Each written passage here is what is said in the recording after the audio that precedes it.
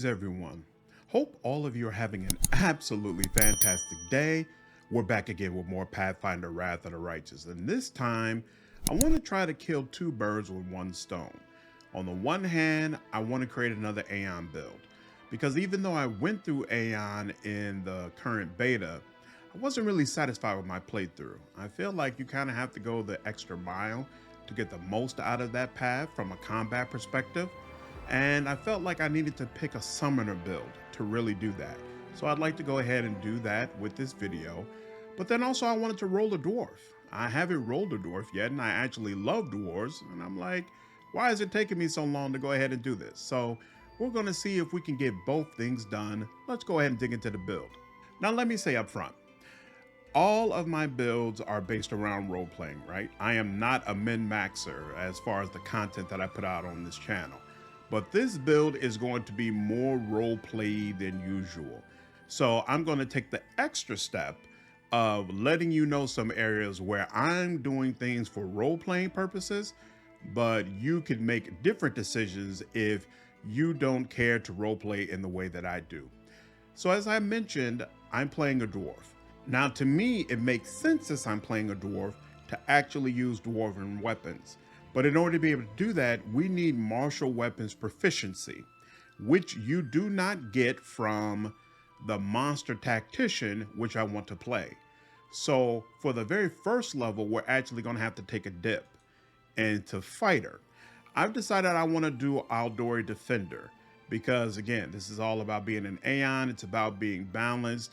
And to me, it makes sense. This character started out thinking that among the Aldoris, he would be able to find the type of lifestyle and perspective where he could help bring balance to the world, but decided they were too idealistic and weren't really giving him the kind of perspective that he wanted. So he switched over to Inquisitor shortly afterwards. That all makes sense. I can roll with that. And by being an Aldori Defender, you get fighter proficiencies that give you access not only to martial weapons, but also to heavy armor, which you also don't get from being a monster tactician. Now, being a monster tactician, it does come with some drawbacks as far as an Inquisitor. You do not get access to any judgments. Well, you get one at level 19, but that's it. And honestly, we're not taking this all the way to 19. I recommend you stop at level 17 because you get access with this class to Summon Monster. This allows you to cast Summon Monster 1 as a spell-like ability a number of times per day equal to 3 plus your Wisdom modifier. And these summons remain out for 1 minute per level instead of 1 round per level. And you get these Summon Monsters from 1 all the way up to 9. So, in my opinion, by the time you reach level 17, you have the last Summon Monster you're going to get. And even though you could go to level 18 and get another teamwork feat, you probably have all the teamwork feats you want by this time. So for me, in those last 2 levels, you want to switch out into something different. Also, keep in mind, at level 5, you get Summon Tactics. Every time a monster tactician casts a summoning spell, all creatures summoned by the spell are treated as if they knew all of the monster tactician's teamwork feats. So all of these teamwork feats you choose for yourself, they're also going to apply to your summons. Now, I can only take you up to level 17 for this build video, but I recommend if you're doing things the way I'm doing it, for those last 2 levels, I plan to go into Slayer and actually choose Vanguard. I feel like that still fits into this build. Yes, he's into bloody victory and focusing on the brutality of combat, but being an Aeon does not at all mean that you're non-violent, so I don't see that as outside the bounds of the type of character we're trying to create. And as a Vanguard on the 2nd level, you're going to get Vanguard Tactician, which means as a standard action, you can grant your teamwork feats to all allies within 30 feet. So as a monster tactician, your feats will only apply to your summons. But in the last couple of levels, you'll be able to apply it to your entire team, which is going to make them very, very powerful.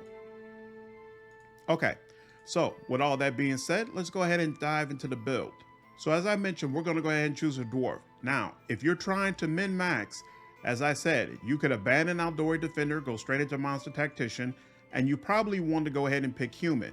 Because this build is very feat heavy in the beginning, you need 2 or 3 feats to be able to be a really effective summoner.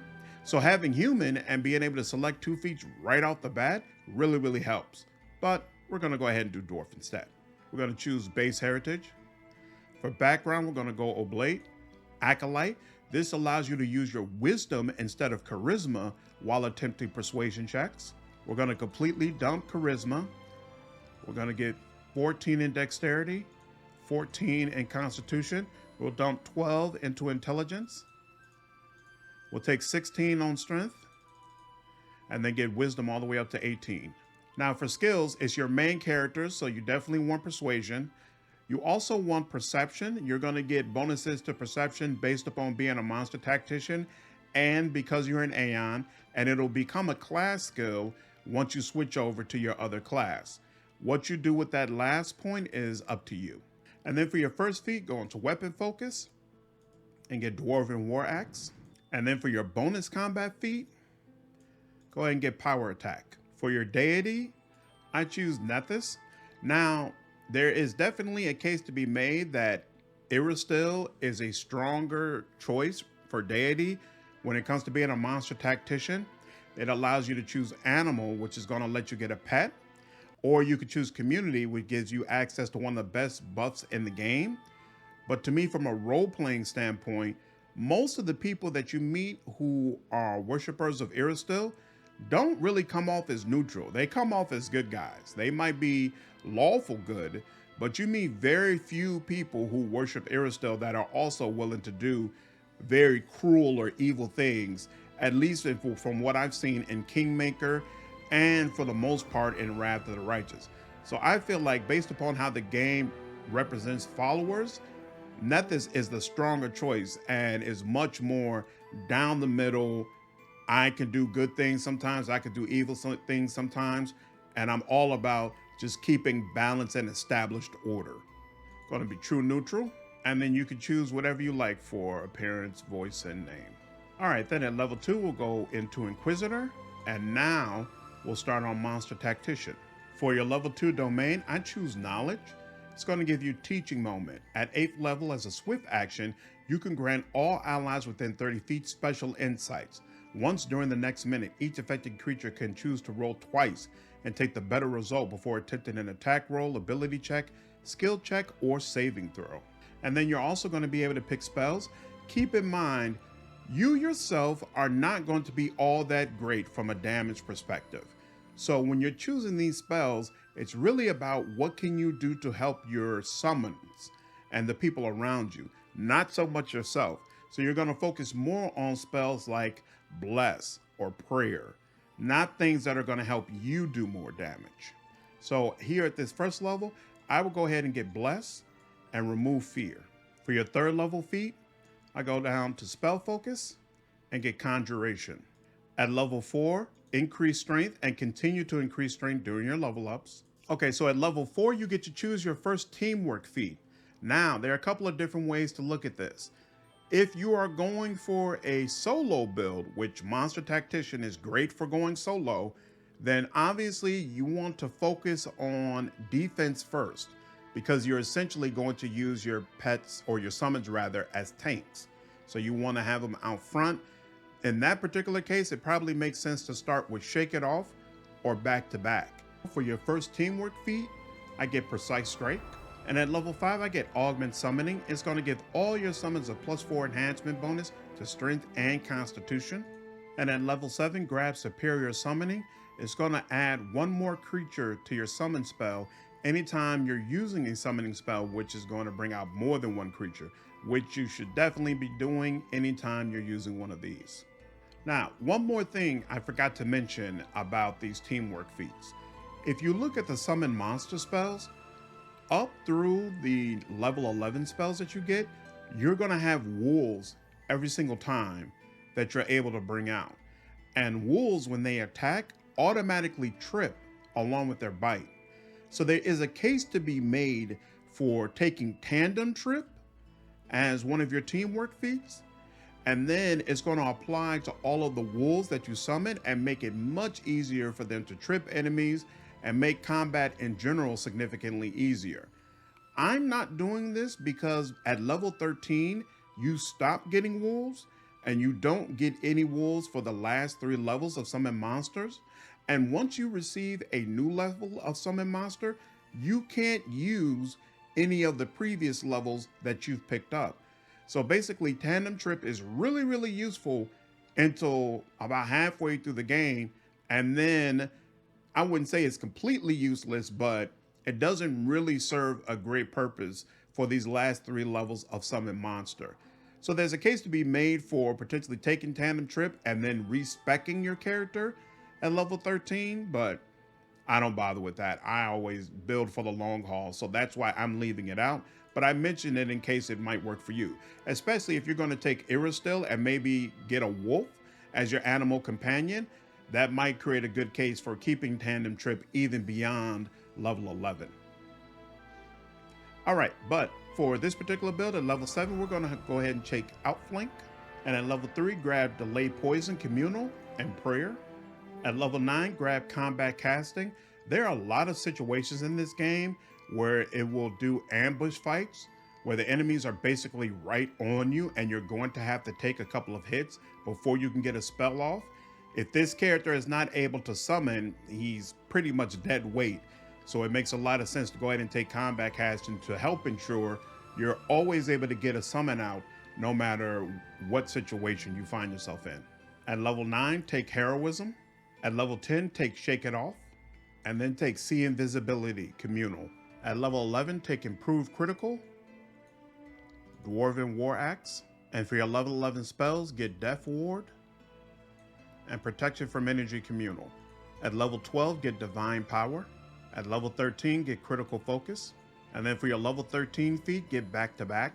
At level 14, get Stone Skin, Communal and Spell Resistance. At level 15, get Cleave. At level 16, get Allied Spellcaster.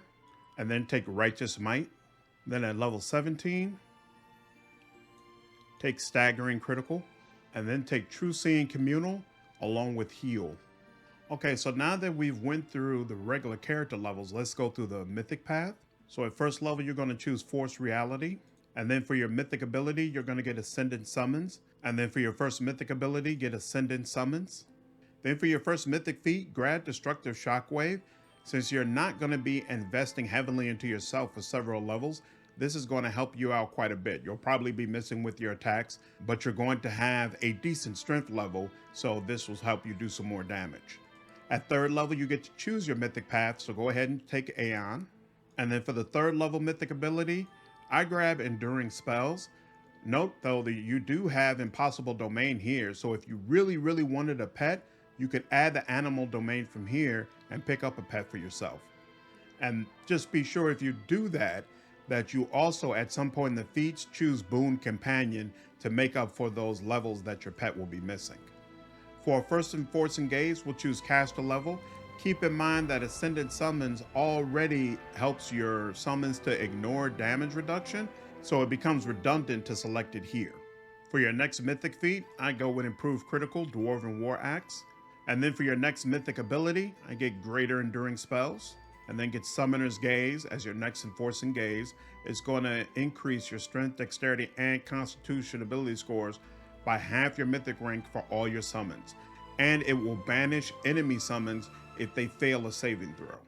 And then for your fifth Mythic level spells, go ahead and grab Protection from Arrows, Communal, and Archon's Aura.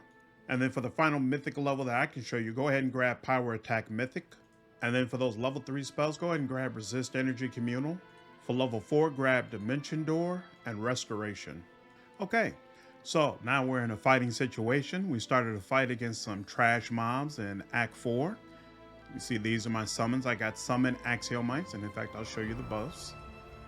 So we've been caught flat-footed, but they have True Seeing, Augment Summoning.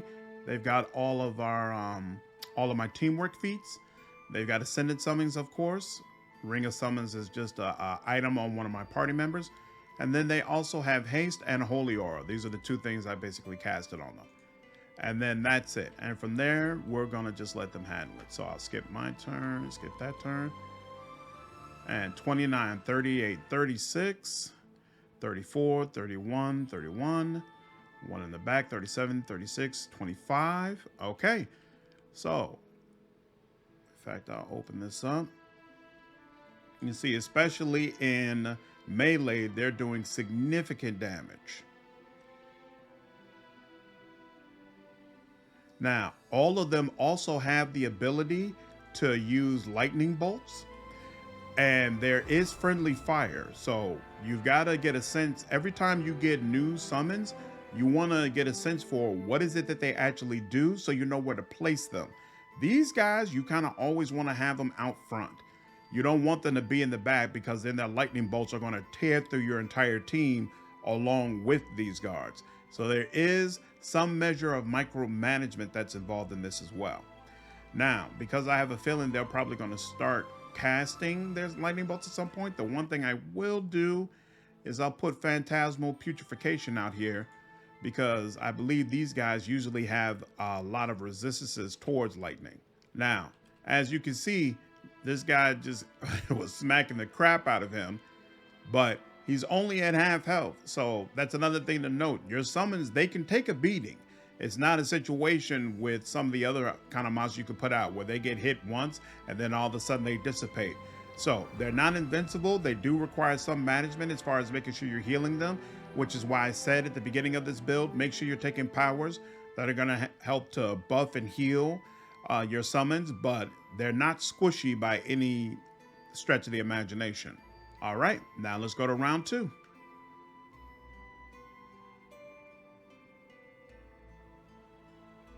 $29 and killed that guard. And then use that lightning bolt. Hit for low damage, but it did hit multiple people. And that's the build. I think it's relatively simple. Throw out your summons, make sure that they're buffed properly, and let them go to town on your enemies. Like I said before, there is a little bit of micromanagement with it because you cannot control their AI. So you want to make sure that they're out in front and that they're equipped properly to deal with whatever enemy they're going up against. But otherwise, they will absolutely tear apart a lot of the enemies that you will face in the game. And I'm really looking forward to going with this build once I decide to run an Aeon Mythic path. Let me know down in the comments, what do you all think? Do you like this build? Do you feel like it's viable? Are there some things that I should have done better to make the build even more improved? Looking forward to hearing your feedback. And as always, if you enjoyed this video, please leave me a like down below and subscribe to the channel if you haven't already. I will see you all in the next video. Take care.